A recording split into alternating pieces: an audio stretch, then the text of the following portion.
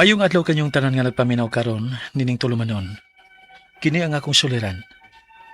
Ilabi na kaninyo Dr. ni Ubra ug Attorney Elaine Bathan. Ingon man sa mga artista nga maghatag og kinabuhi nining akong suwat suliran. Ako si Mark, 23 anyos, ulitaw, nagpuyo sa Cebu City. Punto medikal kining akong suliran. Aron inyong hisabtan, sugdon ko sa diyan ang apply ko og pagka call center agent. Ingon ini ang mga panghitabo.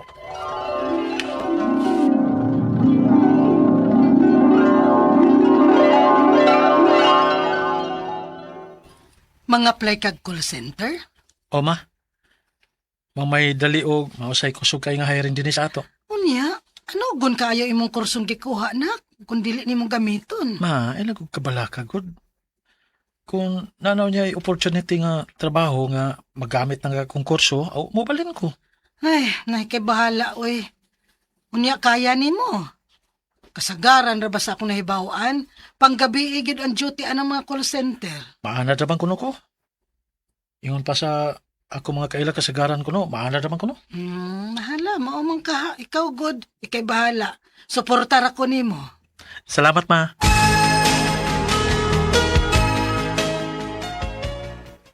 Bay, break naman. Dili ka manaog sa ubos? Naog ta na.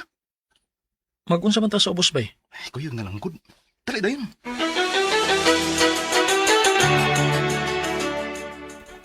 Oh, imo. Naikoy lighter. Wala, bay. Di ra ba ko manigarilyo? Ha? Kabuutan ko din mo, bay. Dili ka manigarilyo? Di taon ba eh. Di gani ko mo inom. Uy, ano sa gudi eh? Naman ko'y mga barkada nga manginumay. Nya, akong gisuwayan nga mo inom. Pero di kin madao eh. Dili kaya sa kong tutunan lagi. Sa mata sigarilyo. Kaburing ba din mo, bay eh? Kuyog ka na sa ko din eh. Oh, sige. Way kaso bay.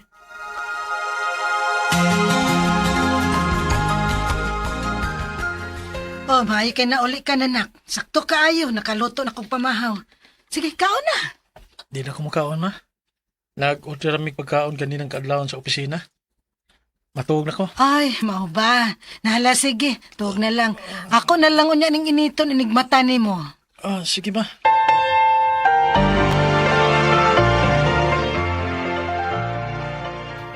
Guys!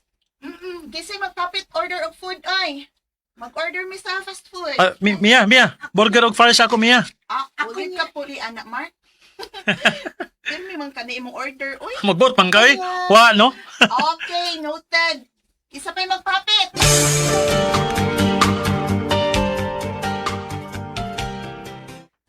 Sus, tagsa na lang gyud kaayo ka na mo madungan dinis pagtaon, Mark. Mao lagi ma. Sa mga mataymingan manggod nga inig-abot na ko din eh. Kining busog na ko. Kaya saon nga, nangaon na mami sa opisina kita. Pero na dili baya makaayo ng murag pirmi na lang ingon ana imong kanon ha. Burger, fries, niya mga noodles pa gyud. Kadaot ra ba gyud na. Ay, wala pa sa kong palabi, good. Nya, di sa kutambok. Ay bisan na. Dili gihapon maayo nga pirmihon na nimo. Ah, kaon maayo ng utan ha kay kinahanglan kay na nimo. Ah, o ma.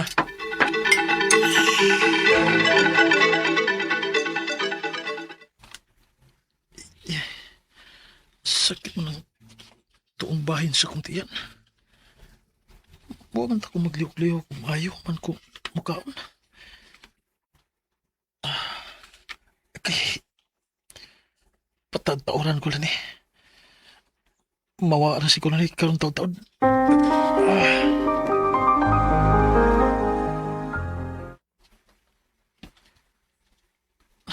Nga naman eh.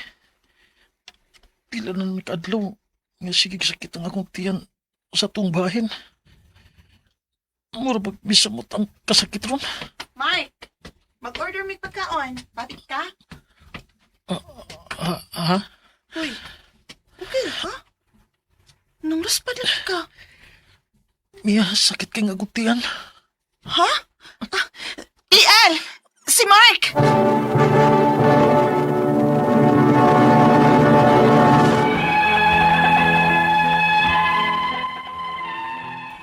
Tungod atong hitabua, gida kog dali sa ospital sa ako mga kauban sa trabaho. Matod nila, grabe gid ko nung luspara nako atong higayuna. Mao nga nakuyawan sila o ila kong gidali sa pagtabang. Primero, gibaliwa ra nako ang sakit kay lagi nagtuo ko nga mawara. Mawawa ra man hinoon sa primero. Unya, madara ang kasakit. Pero katug yung higayuna, murag di na gid mada ang kasakit. Unya sa dihang gida ko sa ospital. Mark, naatay non-alcoholic fatty liver disease. Unsa dok? Pero nga naman dok, dili bang ko moinom? Daghan ang nagtuo nga ang sakit sa atay para lang sa mga moinom og alkohol. Apan dili na tinuod. Pero dok, wa masa ko'y bisan unsa nga bisyo. Bisan og wa pa kay bisyo. Ang sobra nga pagkonsume og tamis nga mga pagkaon, soft drinks, processed foods, kakuwang sa ehersisyo, ug pagtaas sa timbang may mong hinungdan nga mutapok ang tambok sa atay. Unsa may tambal ini dok? Wa pagitambal nga diretsyo nga makatangtang sa tambok sa atay. Ang pinakamaayo nga tambal mao nga bag-uhon nimo ang imong lifestyle. Dok,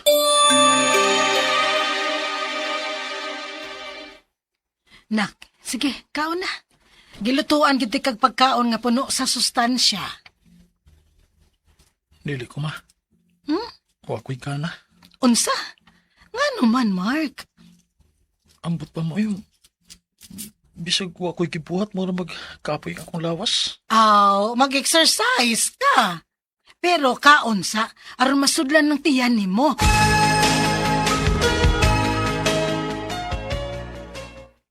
Unsa, Mark? Magsikig sakit imong uon niya malipong ka. Uma, Kung mauna, pa-check up oy. hindi ko ma. Unsa ngano man? Tingalig unsay isulti sa doktor nako. Tingalig moingon na sa siya nga naa sa kuy laing sakit. Pero Mark, importante nga magpa-check up ka anang imong gipamati karon. Kay tingalig unsa na. Mo ganin dili ko ma. Kiba sinog maluya kog samot kung mahibaw ko nga naa sa kuy laing sakit. Mark,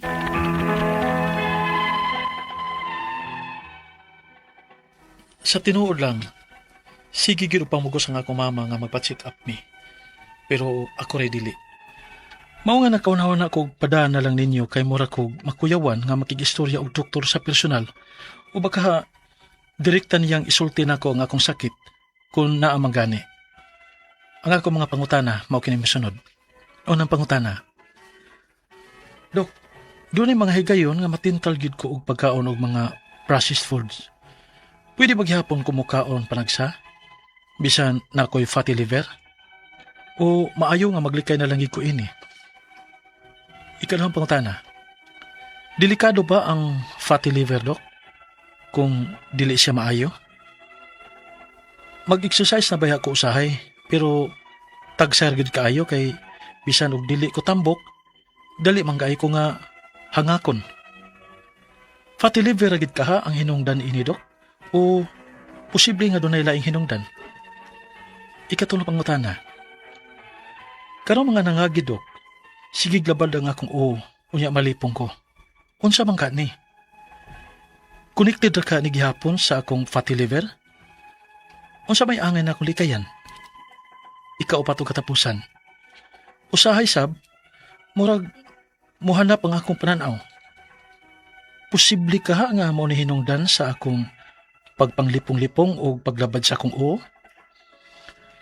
Matod manggod ni mama, nga basin sab kuno sa akong mata ni, kay sige magugog atubang og computer sa akong trabaho. Palihog, tabangi og tambagi ko. Kini ang akong suliran, Mark. Mayong adlaw mga suking tig paminaw din sa tong programa kini nga akong suliran. Ano na sab ako si Dr. Rene Obra magiguban kaninyo karong adlaw. Ako motambag sa inyong mga medical, psychological, emotional, behavioral ug mga drug related nga mga problema. Kay usa man ako ka medical doctor o sa ka psychiatrist ug usa ka drug addiction specialist. Klase-klaseng pamaagis pagpadala sa mga sulat-suliran ri kanamo. Pwede kayo padala sa mong email suliran_612@yahoo.com or sa atong Facebook account kini ang akong suliran official writers page o dribas mong buhatan sa 3rd floor Jose R. Martinez Building, Osmeña Boulevard, Cebu City. Nga legal ang mga problema ato ni Eileen Batahan ang mutambag ni ana. Ang atong makutlo nga pagtulunan karong adlaw mao kani nga a fool kuno. Kini mga may pagka diferensya sa kwan. No by speech. Kanang tabian kayo. Ang wise man kuno are those people nga magilom-hilom lang. Tawag ko nga ang kanakong shallow water may saba. So, lawom-lawom gani ang tubig, na linaw-linaw na hilom raman na, di ba? So, kasagaran sa mga tabian, medyo minus-minus. Kaya sa mga maminaw lang, a good listener, mo na yung mga bright, mga wise yung mga tao. Ha? Mo na ato makutong patulunan ko na lawa. Ang atong magtatampo si Mark, 23 years old, single, taga Cebu City. Sa may mga taga Cebu City akong i-greet ba? Ayun pagpaminaw din ni Mino Gabisay. Diya sa Bunbun ba nang inyo men? O na din taga Bien Unido Bohol, no? From Glaudin Rabadon na si Gay Rabadon, Dante Rabadon, Maring Cabardo, Dani Cabardo. O mga taga Tomas Opos, ako ni mga parinti ni. Si Ray Obra, Dennis Obra, Erlinda Obra Visera, Pastor Gabriel Visera Jr., Brother Dirio H. Rapper. Mayong adlaw nyong tanan diya sa Tomas Upo, Southern Leyte, no? Ug paning akong mga Kimba Talisay, Aldrich Sabiliano, Hipolito Sabiliano, ug semestro sa mga Cardenas ug Tantano family diya sa Cute Pardo, San Antonio Linao Talisay from Arlene Lordan, Cañedo family, si Ami, Fernando ug si Aisa, Lordan family, Eric, Rene, Rolly ug Marjorie, Caparida family, si Maritis ug si Johnry ug si Annalie Uto, ya sa San Antonio Linao, Talisay City, Cebu. Alright, so going back to our sender, si Mark. Punto medical ang problema ni Mark. Unang pangutana ni Mark, Dok, dunay mga higayon nga matintal gyud ko og pagkaon og mga processed foods. Pwede ba gihapon ko mukaon panagsa ani bisan na ako'y fatty liver? Umaayon na maglikay na lang gyud ko. Mark, kanang ang kanang fatty foods magod kimana naabay fats ka mag-build up sa imong atay ba. Nga unsa may mga hinungdan ni ani, usagod sa mga hinungdan ni kanang mga alcoholic ka mga tao. So I don't think so nga you are an alcoholic, pero avoid na lang kag kanang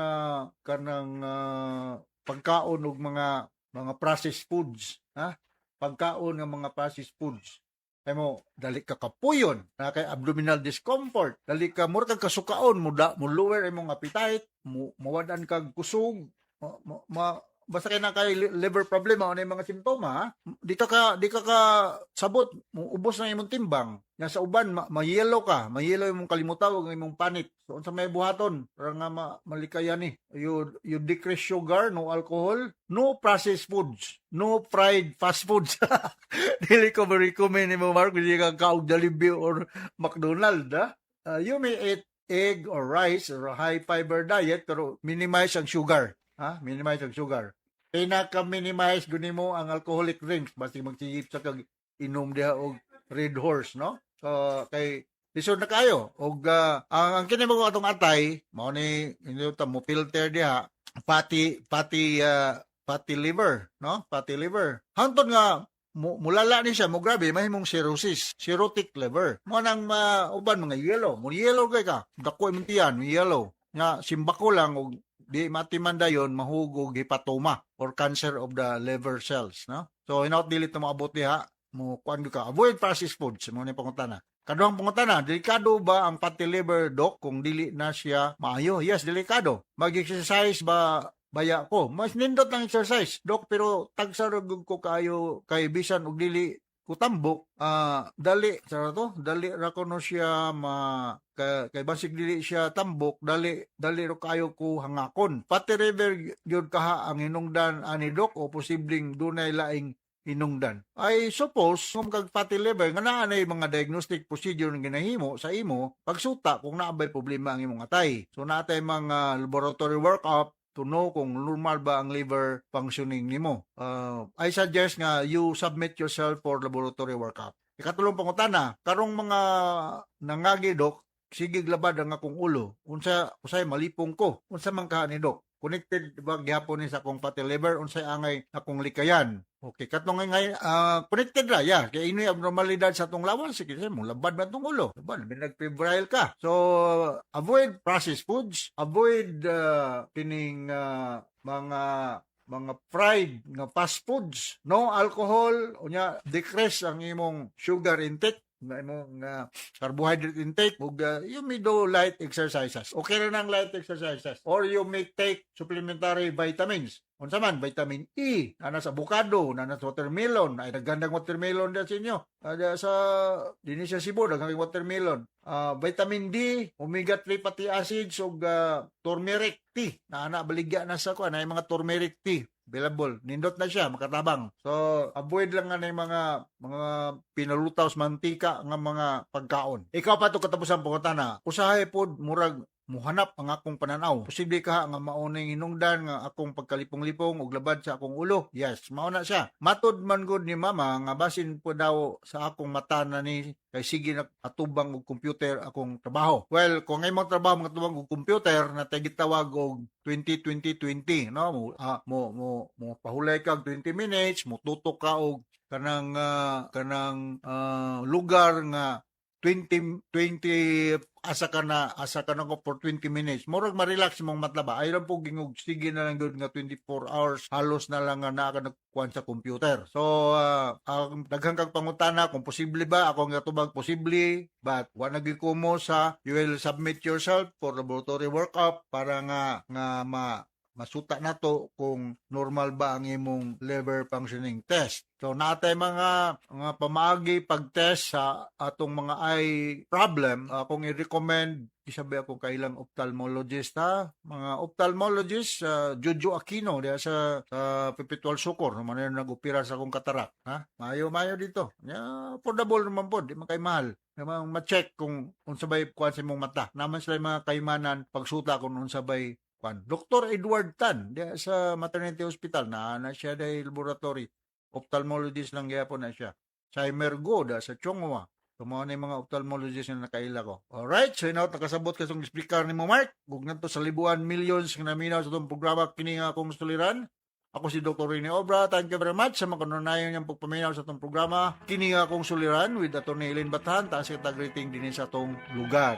So from all bases sa Radio Mindanao Network Production Center, Radio Mo Nationwide Tatakaraman. Dagang salamat ug maayong adlaw.